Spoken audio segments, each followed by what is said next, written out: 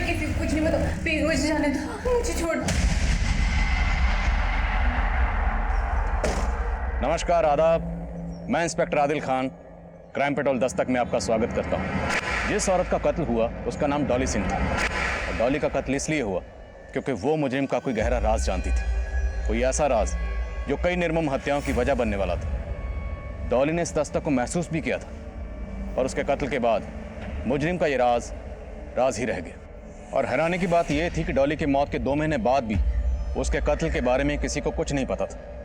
लेकिन डॉली का कत्ल इस केस का आखिरी चैप्टर नहीं था।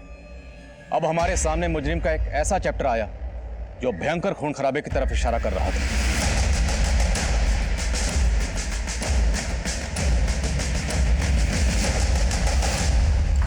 सर, उस एरिया से जुड़े जितने भी संदिग्ध थे उन सबको राउंड अप करना शुरू कर दिया है। जल्दी में इन्फॉर्मेशन मिल जाएगी कि किसने ये सब। अभी एक कॉल आया मुझे। कॉलर से टिप मिली है कि अधिराज की जीवन शांति संस्था ने एक बहुत बड़े खून खराबे की प्लानिंग की है और हथियार एक घर में छिपाए गए हैं।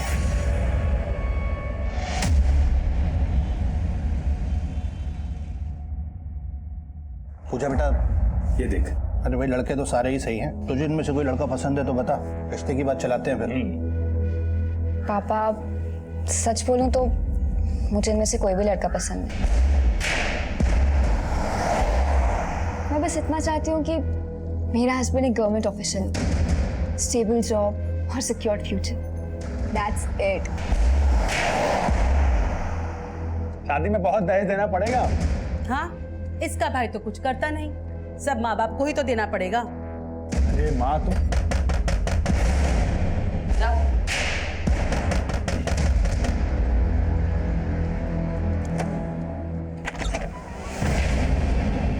चेक करो सब्जेक्ट। सर, क्या हुआ? सर्च वारंट है हमारे पास। सर बताइए तो हुआ क्या है? Search warrant? Sir, search warrant? Sir लेकिन बताएंगे कि हुआ क्या है? अरे अरे अरे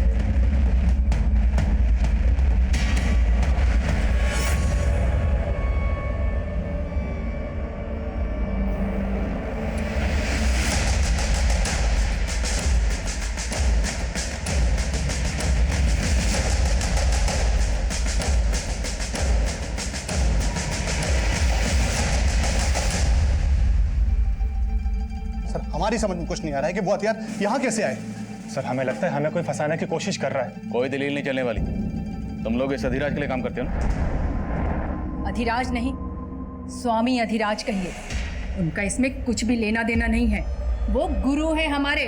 गुरु की शिष्य के घर में बंदूकें क्या कर रही हैं? बंदूकें घर में नहीं, घर के पीछे मिली है। कोई भी आके छुपा सकता है। ये हमारे गुरुजी और हमारे परिवार को बदनाम करने की चाल है किसी की। शहर की सुरक्षा का मामला ऐसे नहीं जाने दे सकते। देखे उन्हें। अरे कहाँ? सर, हम लोगों ने कुछ नहीं किया। बुलाओ उनको। अरे ये तो सर, पक्का इस फैमिली पर अधिराज का राजयोग चल रहा है, पर वो तो क्लीन चिट लेकर बैठा हुआ है। क्या करें उसका? इनके बयान से वो भी हत्या चढ़ेगा। इनकी ऐसी कुंडली निकालो कि सफाई देने के लायक ही नहीं रहा। और उस कॉलर के बारे में पता करो जिसने हत्यारों की टिप दी थी। हो सकता है उससे अधिराज के बारे में कोई इन्फॉर्मेशन मिले। यदि आप अपने घरों के मक्खी मच्छरों पर अहिंसा का प्रयोग शुरू कर दें तो क्या हो? आप हिंसा से तो बच सकते हैं, परंतु बीमारियों से आपको कोई नहीं बचा सकता। ठीक उसी तरह एक स्वस्थ समाज के निर्माण के लिए उन विनाशकारी तत्वों का नाश करना परम आवश्यक है जो कि सिर्फ हमारी शांति को भंग करने के लिए उत्पन्न हुए हैं। बोलो स्वामी अधिराज की, स्वामी अधिराज की जय।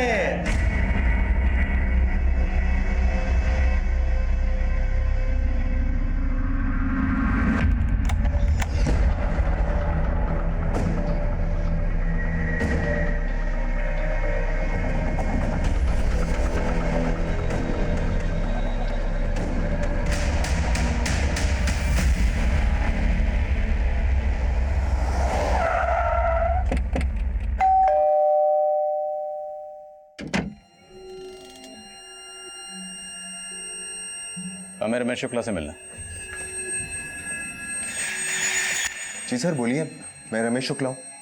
रमेश जी, आपने जो फ़ोन करके हमें इन्फॉर्मेशन दी उसके लिए thank you very much. 1 minute sir, मैंने आपको कॉल किया? हाँ, आपने तो कॉल किया था मुझे। अच्छा ये बताइए कि आपको अधिराज की फॉलोअर फैमिली के घर में पिस्तौल्स होने की इन्फॉर्मेशन कहाँ से मिली थी? सर ये क्या बोल रहे हैं आप लोग, मेरी समझ में कुछ नहीं आ रहा है। और मैंने आपको कोई कॉल नहीं किया था। लेकिन मुझे जिस नंबर से कॉल आया वो आपके ही नाम पर इसी एड्रेस पर रजिस्टर्ड है। ये देखिए। सर ये एड्रेस तो मेरा है सर, लेकिन ये नंबर तो मेरा है ही नहीं। लेकिन रमेश जी 15 दिन पहले ये नंबर आप ही के डॉक्यूमेंट से खरीदा गया। आप इस्तेमाल नहीं कर रहे तो कौन कर सकता है?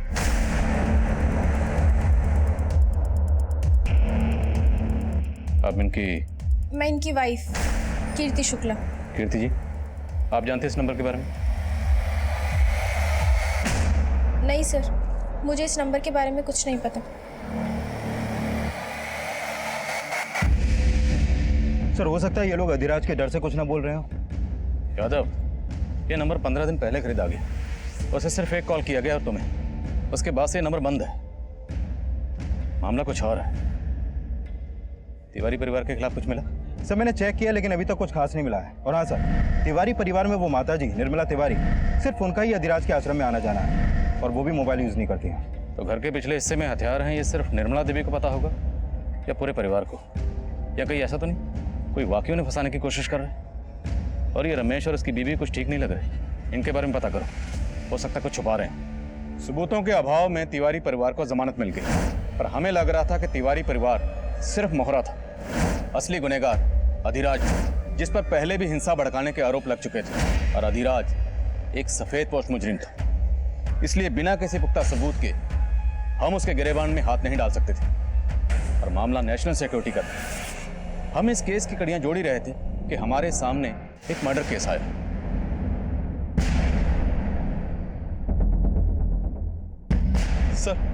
सर यहाँ आसपास के इलाके में कहीं भी सीसीटीवी नहीं है। लोगों से भी पूछताछ की लेकिन कुछ पता नहीं चल पाया। बॉडी को तालाब में फेंकने की कोशिश की गई होगी, लेकिन शायद ठीक से डंप नहीं कर पाए। ये देखो, कलाई पर टैटू है। आसपास के थानों में पता करो। हो सकता है किसी ऐसी औरत की मिसिंग कंप्लेंट फाइल की गई हो जिसमें इस टैटू का डिस्क्रिप्शन हो। Okay sir. Mishra sir. Body को पोस्टमार्टम के लिए भेजो। Okay sir. गन वाले केस का क्या हुआ? अधिराज से कब मिल सकते हैं? सर अधिराज के आदमी कुछ ठीक से बता नहीं रहे, हमेशा यही बोलते हैं कि स्वामी जी ध्यान में है।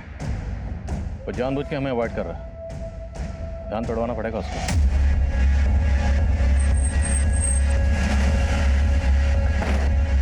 कहिए। अधिराज से मिलना है। स्वामी जी भोजन ग्रह कर रहे हैं, अभी किसी से मिल सकते हैं। अरे मैंने आपसे कहा स्वामी जी भोजन ग्रह कर रहे हैं। अरे मैंने आपको कहा स्वामी जी भोजन ग्रह कर रहे हैं। देखिए, आने दो। आइए बैठिए, इनके लिए भी भोजन लगाइए। हम यहाँ खाना खाने नहीं आए, तेरी खुराक जानने आए। सुना तुम्हारी संस्था के लिए हथियार बन रहे हैं? हम तो शुरू से ही असामाजिक तत्वों के निशाने पे हैं। यदि उनका बस चले तो हमारे आश्रम में भी 2-4 बम गिरा दें। बातों के दिखाते हो तुम लोग। तुम्हारी शिष्या निर्मला तिवारी के घर पर 5 पिस्तौल मिले, बाकी असला बारूद कहाँ छुपा रखा? निर्मला देवी हमारी शिष्या हैं, इसलिए हम दावे के साथ कह सकते हैं कि उनका इन हथियारों से कोई लेना देना नहीं है, और ना ही हमारी संस्था की किसी भी सदस्य का। यह अवश्य हमारे शत्रुओं की चाल है, एक षड्यंत्र है। हिंसा भड़काने के आरोप पहले भी लग चुके हैं तुम। बस, हमारी मुलाकात पूर्ण हो गई। अब आप सब लोग जा सकते हैं।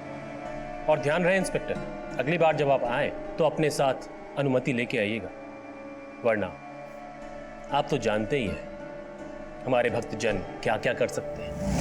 हम तो जानते हैं कि तुम्हारे भक्तजन क्या क्या कर सकते हैं, लेकिन शायद तुम नहीं जानते कि हम क्या कर सकते हैं। अब आप कहाँ जा रही हैं? गुरुजी से मिलने। बात तुम्हारे आगे तो हाथ जोड़ रहे हैं।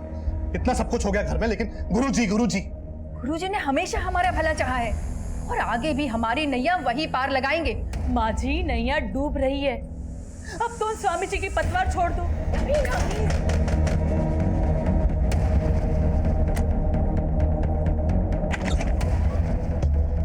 पुलकित जोशी, इंटेलिजेंस डिपार्टमेंट से। इंटेलिजेंस? देखिए, मैं जानता हूँ कि स्वामी अधिराज की वजह से आप लोग पुलिस के रडार पे हैं, लेकिन अगर आप लोग हमारे साथ थोड़ा कोऑपरेट करेंगे तो मैं आपको इस मुसीबत से बचा सकता हूँ।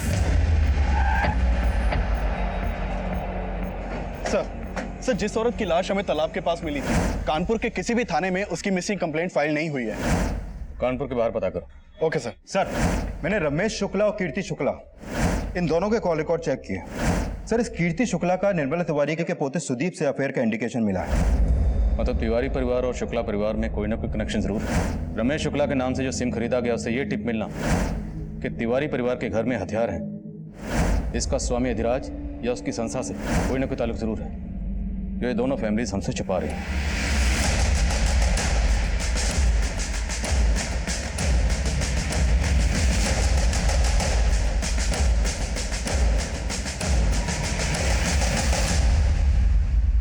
अगर आप लोग बोलेंगे क्या आप लोगों में से किसी को भी उन पिस्टल्स के बारे में कोई जानकारी नहीं,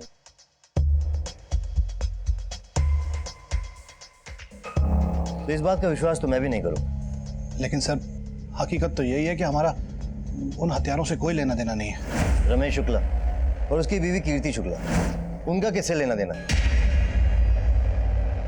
देखिए, मैं अच्छी तरह जानता हूं कि आप लोग स्वामी अधिराज के राजदार हो और यहां आने से पहले आप लोगों के बारे में मैंने सारी इंफॉर्मेशन इकट्ठा की। अगर आप लोग किसी भी पचड़े में नहीं पड़ना चाहते तो जैसा मैं कहता हूं वैसे कीजिए। जब भी इस तरह के केसेस सामने आते हैं तो स्टेट पुलिस के अलावा सेंट्रल एजेंसीज की भी उन पर नजर रहती है। आईडी सेंट्रल गवर्नमेंट के लिए काम करती है, जो कभी कभी स्टेट पुलिस को बाईपास करके अपनी इन्वेस्टिगेशन करती है, जिसकी भनक हमें भी नहीं होती। पुलकित जोशी और तिवारी परिवार की मुलाकात के बारे में हमें कुछ नहीं पता था। दरअसल उस वक्त इस केस में ऐसा बहुत कुछ हो रहा था जो हमारी नजरों के परे था।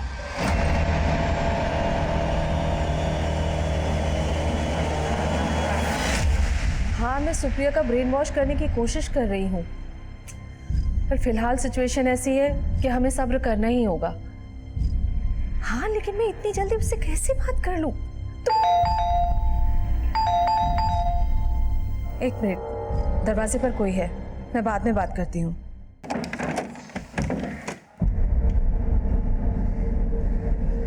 कहाँ थी तू?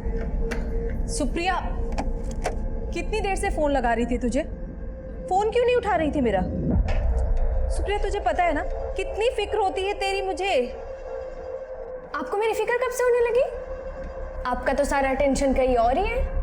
सुप्रिया देख, प्लीज मुझे ना बच्चे की तरह बहलाना बंद कीजिए। आप जो कर रहे हो वो गलत है और मैं आपको बिल्कुल नहीं सपोर्ट करने वाली।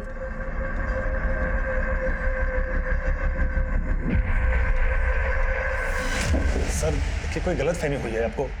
सर देखिए, हम मानते हैं कि कीर्ति से हमारी फोन पर बातचीत होती थी, लेकिन पहले हमको आइडिया नहीं था कि वो इस हद तक जा सकती है। अब तो हमको पक्का यकीन हो रहा है कि ये सब उसी की करतूत है।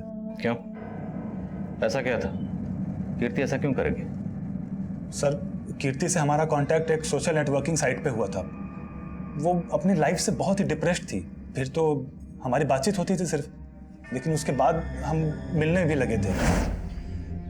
रमेश से शादी करना मेरी जिंदगी की सबसे बड़ी गलती थी सुदीप। वो बहुत डोमिनेटिंग है, आए दिन मुझ पे हाथ उठाता। मैं तो परेशान हो गई हूँ उससे। तुम उसे डिवोर्स दे दो। देखो, मैं तुमसे शादी करने के लिए तैयार हूँ, अगर तुम हाँ कहो तो।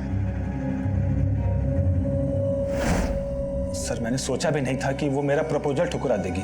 उसका तो इंटेंशन सिर्फ फिजिकल रिलेशन बनाने में था, इसीलिए मैं उसको अवॉइड करना शुरू कर दिया। लेकिन उसे तो ये भी बर्दाश्त नहीं हुआ। सुदीप, तुम मुझे अवॉइड करके बहुत बड़ी गलती कर रहे हो। गलती तुम्हारे करीब आकर की थी मैंने, लेकिन अब सब खत्म हो चुका है। आइंदा मेरा रास्ता रोकने की कोशिश मत करना। तुमने मुझे समझ क्या रखा है सुदीप? अब देखो मैं तुम्हारा क्या करती हूँ। सर, जरूर उस कीर्ति नहीं हमारे घर में हथियार छुपवा करके ये पुलिस केस में हम सबको फंसा करके हमसे बदला लिया है। किसने क्या किया वो हम देख लेंगे। तुम ये बताओ, तुम्हारे और कीर्ति के अफेयर के बारे में कीर्ति के हस्बैंड को पता था? नहीं सर, मुझे कोई आइडिया नहीं है कि कीर्ति का किसी के साथ अफेयर था। तुम्हें तो ये भी आइडिया नहीं कि तुमने अपने ही नंबर से फ़ोन करके मुझे टिप दी थी। सुदीप और उसकी फैमिली को फंसाकर अपना बदला लेना चाहते थे। सर, मैं आपको पहले भी बोल चुका हूँ कि मैं उस नंबर के बारे में कुछ नहीं जानता। और वो हथियार जो सुदीप के घर में छिपाए गए उसके बारे में भी कुछ नहीं मालूम? नहीं सर, मेरा इन सब से कोई लेना देना नहीं है। तो फिर किसका लेना देना है? तुम्हारी बीवी का? नहीं सर, मुझे उस नंबर के बारे में कुछ नहीं पता। तुम्हारे पति के डॉक्यूमेंट्स तुम्हारे अलावा और किसके हाथ लग सकते हैं? अब या तो तुम कुछ छुपा रही हो या तुम्हारा पति। तुम्हारा पति जानता है ना तुम्हारे और सुदीप के अफेयर के बारे में? नहीं सर, रमेश को कुछ नहीं पता। और रही बात सुदीप की, तो वो भी कोई दूध का धुला नहीं है। वो मुझसे शादी सिर्फ इसलिए करना चाहता था क्योंकि उसकी पूरी नज़र मेरी जायदाद पर थी। वो मुझसे शादी करके अपनी बहन के लिए दहेज का बंदोबस्त कर रहा था। सर ये रमेश भी अपनी बीवी के लवर से बदला लेने के लिए उसको फंसवा सकता है, और ये भी हो सकता है कि कीर्ति वाकई में सुदीप के लिए ऑब्सेस्ड हो, पर सुदीप ने उसे घास नहीं डाली इसलिए उसने बदला लेने के लिए सोचा। हो सकता है सुदीप ऑब्सेस्ड हो, कीर्ति ने उसकी इंटेंशन भाप ली हो, और ये सुदीप कीर्ति को धमका रहा हो। स्वामी अधिराज की संस्था से हथियार जुटाना उसके लिए मुश्किल नहीं है। लेकिन सर अगर ऐसा है तो रमेश इस बात से इनकार क्यों करेगा कि उसकी आईडी से लिए गए नंबर से उसने फोन करके कोई टिप नहीं थी? तो मतलब कोई चौथा है जिसका गेम इन दोनों फैमिलीज को फंसाना है।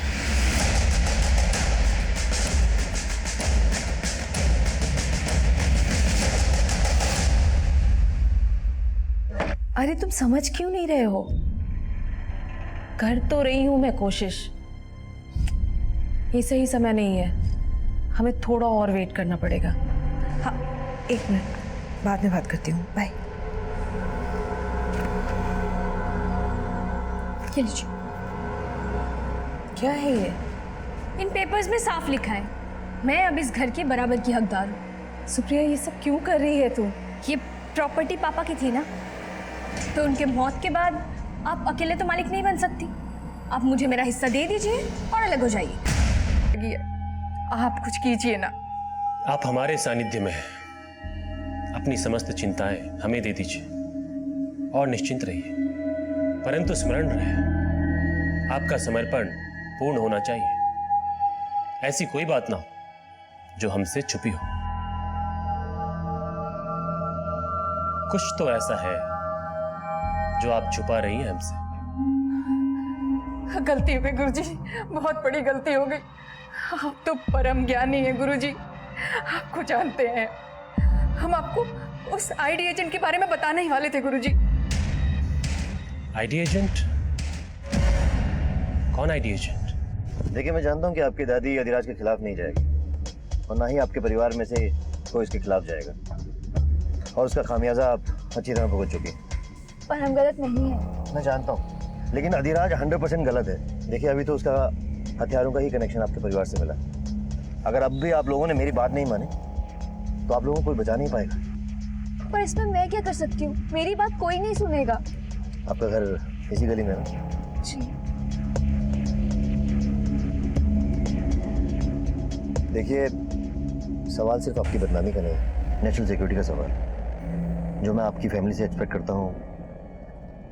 क्या मैं आपसे एक्सपेक्ट कर सकता हूँ? मैं क्या कर सकती हूँ? अगर आप आईडी की मदद करेंगे तो मैं आपको जरूर बताऊंगा कि आपको क्या करना होगा।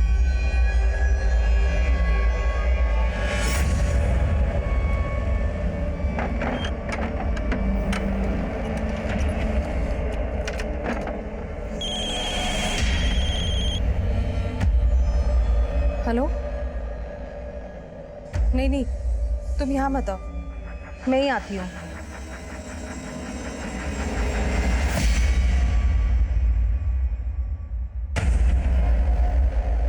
सर इस औरत की पोस्टमार्टम रिपोर्ट के मुताबिक इसकी उम्र 25 से 28 साल के बीच की होगी, लेकिन सर कानपुर और उसके आसपास के एरिया में इस उम्र की औरत की कोई भी मिसिंग कंप्लेंट दर्ज नहीं हुई है। पर मौत की वजह है सफोकेशन।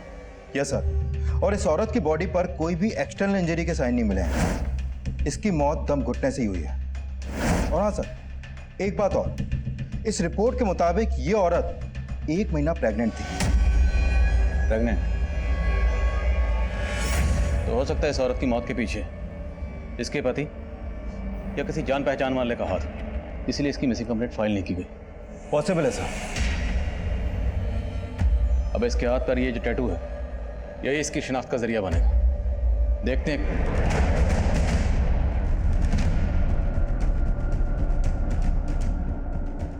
आई थिंक ये टैटू मैंने कहीं और भी देखा है।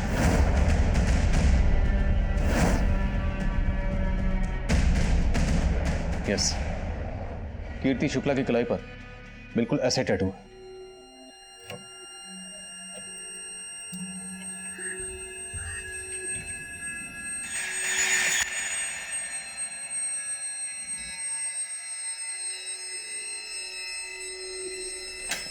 रमेश, क्या ये सब? रमेश, मैं तुम्हें बताने ही वाली थी। क्या बताने वाली थी? बेवकूफ समझ के रखा है तुमने मुझे? आखिर दिखा दी तुमने अपनी जात। पहले खुद आईना देखो, तुम्हारी जात क्या है मालूम है मुझे। पता नहीं रोज कितनी लड़कियों के साथ जाकर सोते हो। रमेश, हाथ उठाना मुझे भी आता है। आज गलती कर दी, आइंदा मत करना।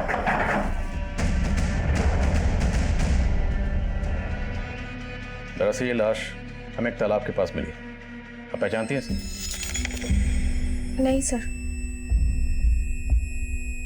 इसे जानते हो सकता है तुमने इस लड़की को अपनी वाइफ कीर्ति के साथ कभी देखा हो। नहीं सर, मैंने इसे कभी नहीं देखा। पर आप ये सब मुझसे क्यों पूछ रहे हैं? क्योंकि इस औरत की कलाई पर बिल्कुल वैसे ही टैटू है जैसा आपकी कलाई पर। हाथ दिखाई। ये देखिए, फर्क सिर्फ इतना है कि इस औरत के हाथ में जो टैटू है उसमें ए लिखा है और आपके के। ये टैटू आपने कहाँ से बनवाया? याद नहीं है, बहुत टाइम हो गया है। याद नहीं मतलब? ये टैटू आपने कहाँ से बनवाया, आपको याद नहीं? हाँ सर, याद आया। गुलमोहर मार्केट से। गुलमोहर मार्केट में कहाँ से? शायद परम गैलरी। पता करो, शायद इस औरत ने भी वहीं से टैटू बनवाया हो जहाँ से कीर्ति ने बनवाया। और इस कीर्ति के कॉल रिकॉर्ड्स एक बार फिर से स्टडी करो। हो सकता है कीर्ति इस औरत को जानती हो पर हमसे छुपा रही। Okay sir.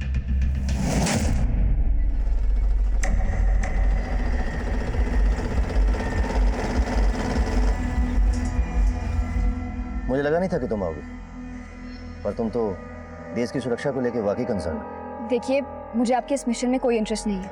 मैं आपसे सिर्फ इसलिए मिल रही हूँ क्योंकि मुझे अपनी फैमिली को इस सबसे बचाना है। लेट्स सी हमें कितनी सक्सेस मिलते। पर मुझे करना क्या होगा?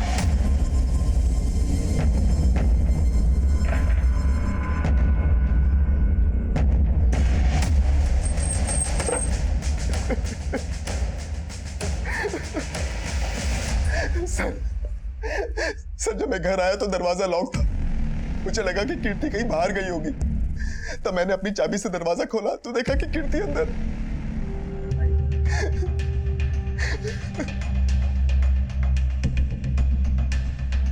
गोली आर पार हो गई, पॉइंट ब्लैंक रेंज से शूट किया गया।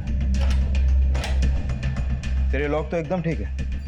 मतलब घर में फोर्स्ड एंट्री का कोई निशान नहीं, लेकिन रमेश कह रहा था जब वो बाहर से आया तो ये लॉक बंद था।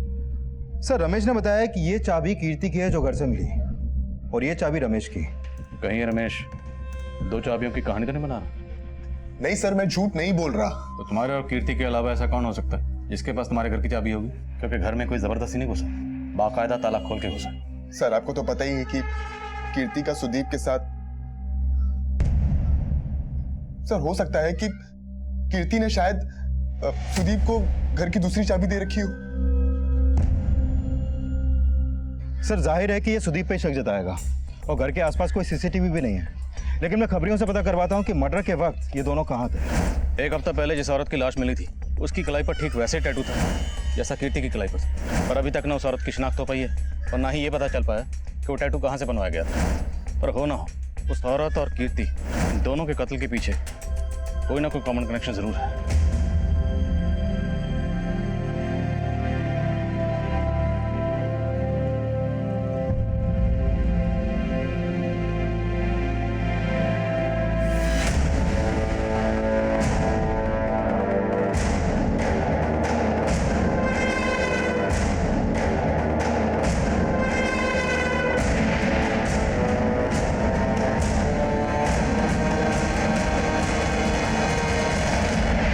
सर मैंने 200 से ज्यादा फैमिलीज की लिस्ट बनाई है जो स्वामी अधिराज को काफी मानती है। सब पर नजर रखो, किसी पर भी जरा सा शक हो तो उठा लो। Okay sir. सर कीर्ति की बॉडी में जो बुलेट मिली थी उसकी बैलिस्टिक रिपोर्ट आ गई है। जिस पिस्तौल से कीर्ति को मारा गया वो उसी तरह की पिस्तौल थी जो तिवारी परिवार के घर से मिली। हमें क्या लेना देना उस औरत से? अरे ऐसी औरत का तो मर जाना ही अच्छा था। हाँ लेकिन अब कीर्ति की मौत के बाद पुलिस फिर से हमारा जीना आराम कर देगी, उसका क्या? हमारा जीना क्यों हराम करेगी? आखिर हमने क्या किया है? हेलो, तुम्हारे भाई को पुलिस ने अरेस्ट कर लिया ना, लेकिन तुम तो कह रही थी कि तुम्हारी पूरी फैमिली इनोसेंट है। ये आप क्या कह रहे हैं सर? मेरा भाई घर पे ही है, अरेस्ट नहीं हुआ है।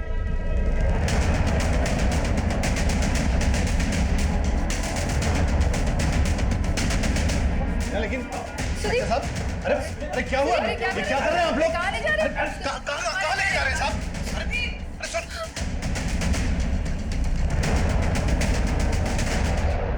सर देखिए कोई गलत फहमी हुई है सर, हम शरीफ लोग हैं सर। आप बिना वजह उठा के लाए सर। देखिए कीर्ति की मौत उसी तरह की पिस्तौल से हुई जो तुम्हारे घर से बरामद हुई। उसको तुमने नहीं मारा तो किसने मारा? सर मुझे क्या पता होगा उसको किसने मारा है। आप लोग मुझे इस तरह से परेशान नहीं कर सकते। तेरी परेशानियां और बढ़ेंगी अगर सच नहीं बोलेगा। बोलो, वो बंदूकें तुझे स्वामी के लोगों ने दी थी? सर हम आपको पहले ही बता चुके हैं कि उन बंदूकों से मैं क्या, मेरा पूरा परिवार अनजान था सर। गुरुजी, हमारे पोते सुदीप को बचा लीजिए गुरुजी, हम तो कुछ भी कर सकते हैं।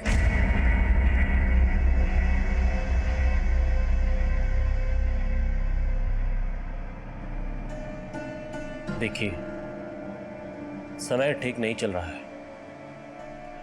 हमारा सुझाव आपको यह है कि अपने समस्त परिवार को लेकर किसी दूसरे शहर चली जाइए। लेकिन गुरुजी, सुदीप वो तो पुलिस हिरासत में है। उसको बाद में देख लेंगे, समय आने पर उसका उचित समाधान निकालेंगे हम। परंतु इस समय आप बाकी परिवार वालों को लेकर दूसरे शहर चली जाइए। जी गुरुजी। कीर्ति की बॉडी का पोस्टमार्टम करने वाले डॉक्टर का कॉल आया था। उनका कहना है कि कीर्ति भी 1 महीना प्रेग्नेंट थी, ठीक इस औरत की तरह। और सर, इन दोनों औरतों के हाथ में एक ही पैटर्न का टैटू। सर, आपका अंदाजा बिल्कुल सही था, इन दोनों मर्डर्स का लिंक कॉमन है। लेकिन कीर्ति प्रेग्नेंट है, ये बात उसके पति रमेश ने हमसे क्यों छुपाई? सर, मैंने रमेश से पूछताछ की थी। उसका कहना है कि उसने बात इसलिए छुपाई क्योंकि उसे लगता था कि कीर्ति के पेट में जो बच्चा था वो उसका नहीं बल्कि सुदीप का था। सर वो रमेश झूठ बोल रहा है। अरे मेरा तो कीर्ति से 2 महीने पहले ही ब्रेकअप हो गया था, तो उसके पेट में 1 महीने का बच्चा वो मेरा कैसे हो सकता है? सर, ये अधिराज का चेला है, इतनी आसानी से नहीं उगलेगा। सर, एक काम करते हैं, इसका डीएनए मैच करवाते हैं कीर्ति से और उस औरत से जिसकी लाश हमें तालाब के पास मिली थी, और रमेश से भी। क्या पता भाई कोई कहानी बना रहा हो। यादव, हो सकता है इन दोनों के अलावा ये कोई तीसरा ही हो जो ये सारा खेल खेल रहा है। क्योंकि रमेश की आईडी से जो सिम खरीदा गया था उससे वो कॉल हमें किसने किया था ये अभी तक पता नहीं चला। अब ये अधिराज का दुश्मन है, सुदीप का या रमेश का, ये भी क्लियर नहीं। पर ये कॉलर जो भी है उसका कीर्ति से और उस औरत से जिसकी लाश हमें तालाब के पास मिली, उन दोनों से कोई कनेक्शन जरूर है जो फिलहाल हमें नजर नहीं आ रहा।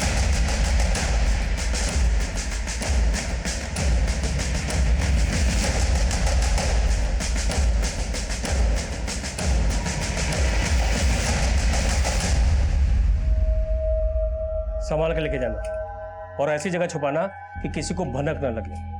पुलिस ने मुस्तैदी बढ़ा दी है। अधिराज के फॉलोअर्स में से हमने इसे 0 डाउन किया है। इसी ने तुम्हारे घर पे हथियार रखवाए थे। ये तो गौतम जी है, अधिराज जी के महंत। आश्रम के अलावा इसके किसी और ठिकाने का पता है तुम्हें?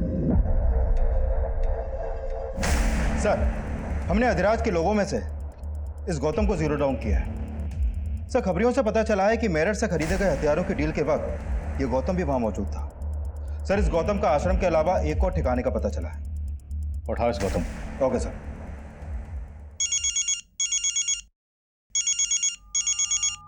हाँ पांडे,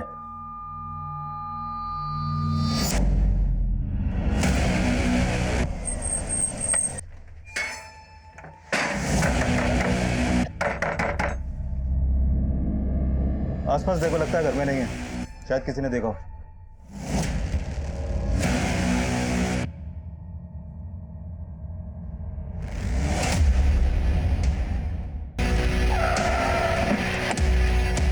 सर, इनका एक पड़ोसी इनसे मिलने आया था। बेल बजाने पर जब गेट नहीं खुला तो उसने खिड़की से झांक के देखा तो लाश दिखाई दी। सर, जब हम यहाँ पहुंचे तो दरवाजा अंदर से ही बंद था।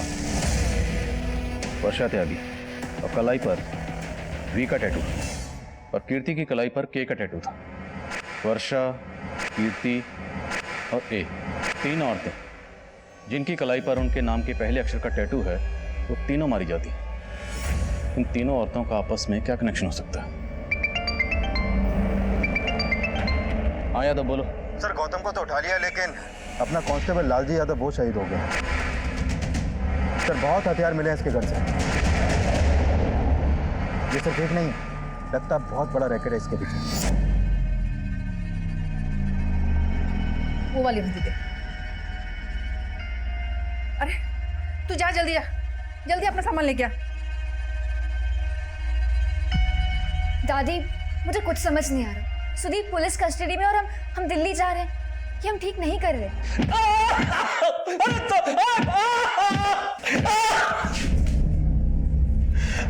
अब बोलेगा? बोल किसने मारा? मानते हैं कि उस हवलदार को हमने मारा साहब, लेकिन उस औरत को नहीं मारा साहब। बोल किसने मारा? इन औरतों के पेट में किसका बच्चा था? तेरा या तेरे स्वामी का? ना ही स्वामी जी का और ना ही हमारा। ये जो 3 औरतें मारी गई हैं ना, इन तीनों की कलाई पे टैटू बना हुआ। इस टैटू का तुझसे या तेरे उस स्वामी से क्या ताल्लुक है? बोल। ADK कोड है कोई? क्या मतलब है इसका?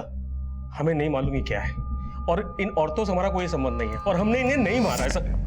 तेरे घर में जो बंदूकें मिली हैं वो दिवाली पे आतिशबाजी के लिए रखी थी। ऐसे नहीं मानेगा। वॉश करो जरा इसे।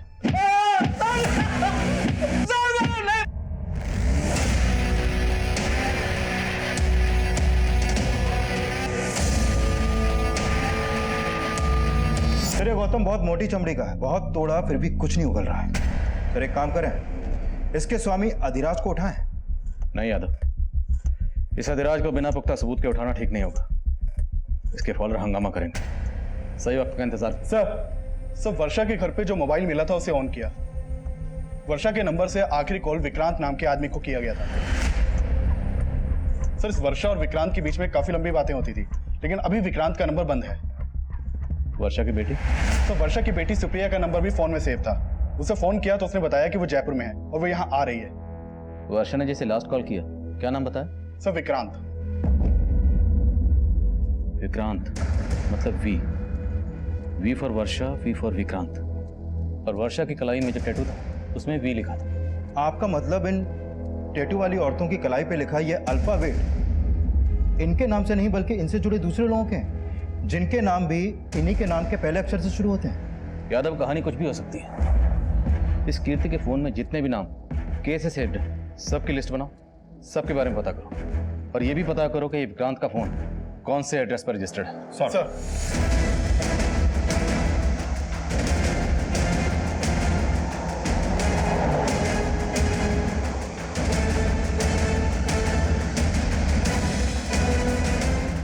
Hello, Kanpur airport.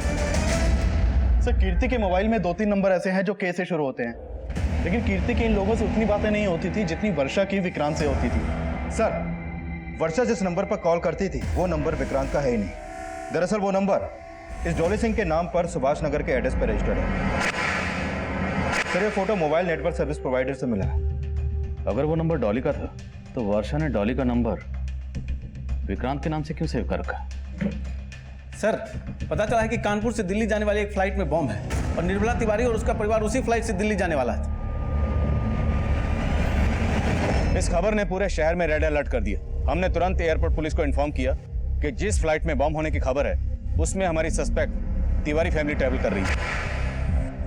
Airport police ने तिवारी फैमिली से पूछताछ की, लेकिन उनके लगेज में कुछ भी सस्पिशियस नहीं मिला और ना ही फ्लाइट में बॉम्ब था।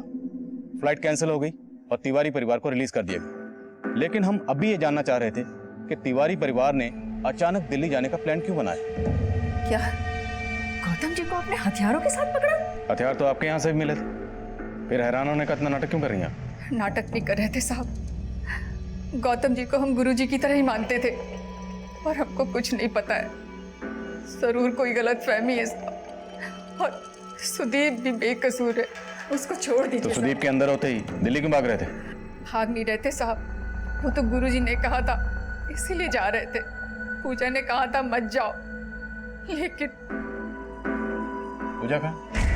सर वो एयरपोर्ट में पूछताछ हुई थी ना हम लोगों से, वो पहले फ्री हो गई तो पहले निकल गई थी, पर अभी तक घर नहीं आई सर। घर नहीं मत। हाँ यादव बोलो। सर सुभाष नगर थाने से पता चला है कि डॉली सिंह की मौत तो 2 महीने पहले ही हो चुकी है। सर 2 महीने पहले डॉली की लाश उसके घर के बाथटब में ही मिली थी और इसकी कलाई पर भी सेम इसी पैटर्न का टैटू था। डॉली सिंह और कलाई पे डी का टैटू। इसकी जिंदगी में डी वाला कोई है?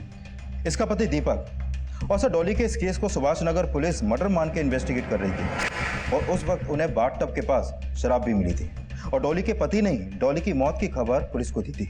और सर डॉली के पति का कहना था कि डॉली को बाथटब में बैठकर शराब पीने की आदत थी। सर उसकी बॉडी में अल्कोहल भी पाया गया था, इसलिए इस केस को एक्सीडेंटल मानकर बंद कर दिया गया। इस डॉली का पति दीपक वो इस वक्त कहाँ? सर वो डॉली के मौत के बाद ही डॉली का फ्लैट बेचकर कहीं चला गया। तो हो सकता है ये डॉली का दीपक जो है वही वर्षा का विक्रांत बनकर वर्षा से बात कर रहा हूँ डॉली के नंबर से। इस दीपक की फोटो है। हाँ सर, नेक्स्ट पेज पर ही है।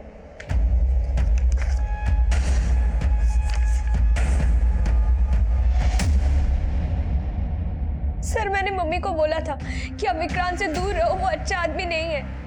पर मम्मी उससे शादी करना चाहती थी, इसीलिए मैं मम्मी से दूर रहने लगी थी।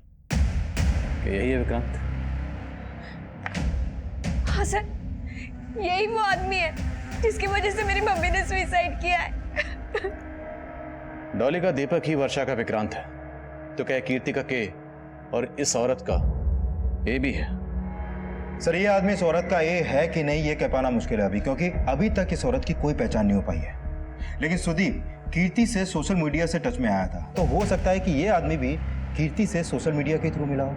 सुदीप कीर्ति को भी अच्छी तरह से जानता था, तो हो सकता है सुदीप इस आदमी को भी पहचानता। सर ये तो इंटेलिजेंस डिपार्टमेंट का एजेंट पुलकित जोशी, इंटेलिजेंस डिपार्टमेंट से।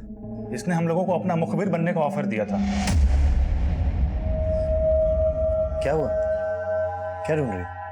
वो मेरा फोन नहीं मिल रहा है, शायद आपकी गाड़ी में रह गया होगा। हो, एक्चुअली कार तो मैंने सर्विसिंग के लिए भेज दी, पर यू डोंट वरी, जैसी कार आएगी तुम्हारा फोन भी मिल जाएगा। ये आपके हाथ में टैटू मशीन है ना? एक्चुअली टैटू बनाना मेरी हॉबी है। क्या मैं तुम्हारे हाथ पे टैटू बना सकता हूँ? सर पूजा अभी तक घर नहीं पहुंची और उसका फोन भी बंद आ रहा है। मतलब ये पुलकित अब पूजा का पी बन के है, उसका अगला टारगेट पूजा है। यादव, पूजा की लोकेशन ट्रैक करो, पता करो कि उसका फोन कहाँ स्विच ऑफ हुआ। हमें पूजा को बचाना है। Okay sir. अच्छा है ना पी? जानती हूँ मैं तुम्हारे हाथ पे पी का टैटू क्यों बना रहा हूँ?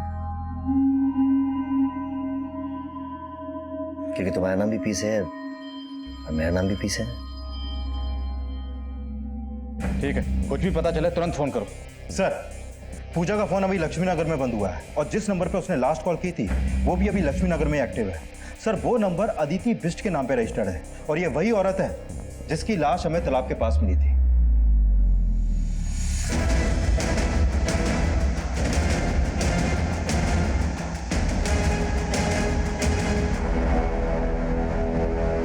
It means you love me.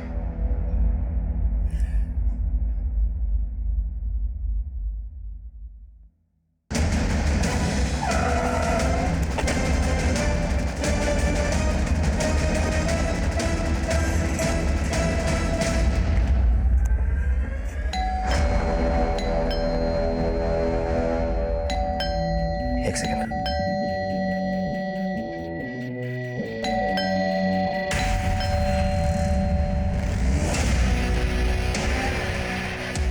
Vijay, gun लीजिए, गन लीजिए।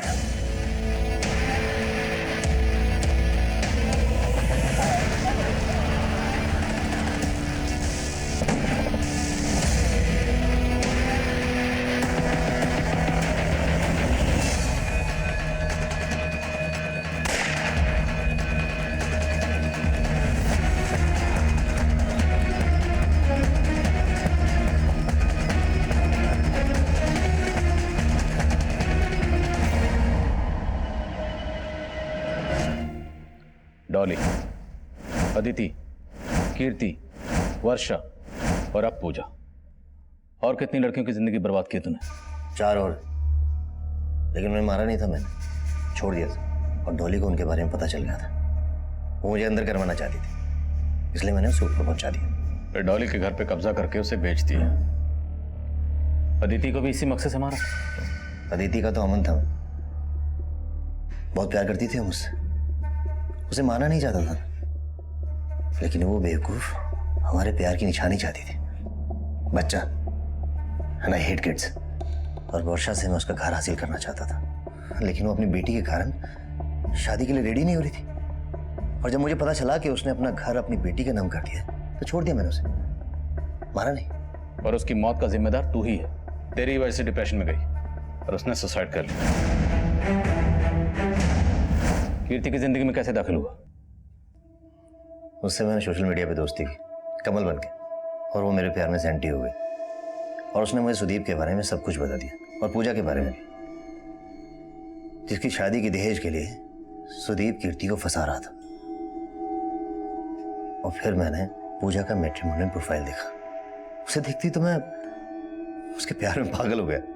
पूजा की विश थी कि वो किसी गवर्नमेंट ऑफिशियल से शादी करे, और पता चला कि उसकी दादी अधिराज की परम भक्त है। फिर मैंने एक प्लान बनाया पूजा की जिंदगी में दाखिल होने का। कीर्ति के घर से रमेश के कुछ डॉक्यूमेंट चोरी किए और एक नया नंबर लिया, और पूजा के घर में वो हथियार छुपा दिए। अधिराज आप लोगों के रडार पे पहले से ही था, इसलिए मैंने आप लोगों को जानबूझकर उसकी टिप दी। हेलो पुलिस स्टेशन, मैं आपको कुछ हथियारों के बारे में बताना चाहता हूँ। और पूजा का परिवार फंस गया, और मौका मिलते ही मैं उनके परिवार से इंटेलिजेंस डिपार्टमेंट का एजेंट बन के मिला। पुलकित जोशी, इंटेलिजेंस डिपार्टमेंट से। मेरा मकसद सिर्फ पूजा को इंप्रेस करना था, लेकिन इसी बीच आपने कीर्ति को अदिति की फोटो दिखा दी और उसे मुझ पे शक हो गया। मुझे उसे मारना पड़ा। फ्लाइट में बम होने की खबर तूने दी थी ना? हाँ, तो क्या गलत किया मैंने?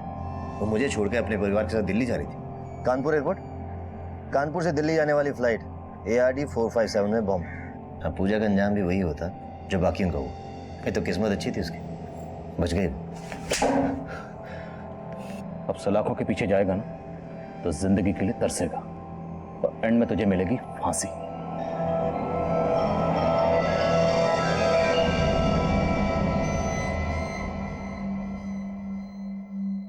हमारे सपने भी कभी कभी दूसरे के जुर्म की दस्तक बन सकते हैं। ऐसा ही कुछ इस केस में भी सामने आया था, और उस जुर्म ने दस्तक दी थी जब पुलकित जोशी नाम रख के एक मुजरिम फेक आईडी एजेंट बन के तिवारी परिवार से मिला था, और तिवारी परिवार ने हमसे वो बात छुपाई, और उस मुजरिम ने ऐसा शातिर जाल बिछाया कि तिवारी परिवार को इस बात की भनक तक नहीं लगी कि उनकी बेटी पूजा लगातार एक खूंखार मुजरिम से मिल रही थी। ये तो गनीमत थी कि वक्त रहते हम पूजा को बचा पाए, वरना पूजा का भी वही अंजाम होता जो डॉली, कीर्ति, अदिति और वर्षा का हुआ।